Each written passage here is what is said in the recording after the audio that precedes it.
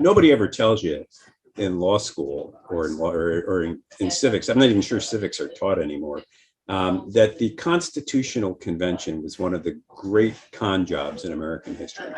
At the time prior to the enactment of the Constitution and after the Declaration of Independence, the states banded together in Articles of Confederation that made collective action all but impossible.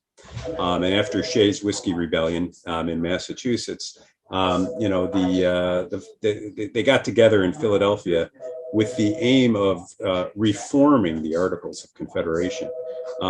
They quickly set that task aside. Their mandate was reform. Their mission, however, became revolutionary, and they created something fundamentally new. They created a constitution that exceeded and eradicated the expectations of the Articles of Confederation. But they still maintained a commitment to limited government. And so the claim, I think, was that government was there to act as a restraint on our vices, because all have sinned and fallen short of the glory of God. But it made possible a better life together. And the purpose of the Bill of Rights was to say to government, you can go this far and no further in the name of our collective good, because we don't trust one another.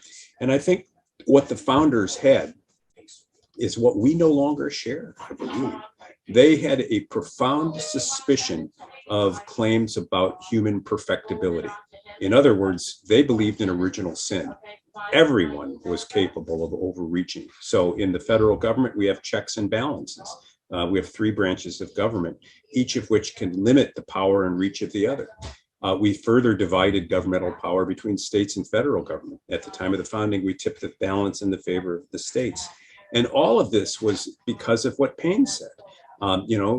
We succumb to vices, and when left to our own devices, we will do what the Bible warns against. We'll become the pots saying to the potter, why makest me thus? And we'll each demand that the world be recreated in our own image. The founding of limited government and of our constitutional republic was, people will be free to seek their own ends and objectives, but we need government, because if we're too free, we'll destroy one another and ourselves. I think right now we're eliminating those limits, and we're destroying significant parts of our culture.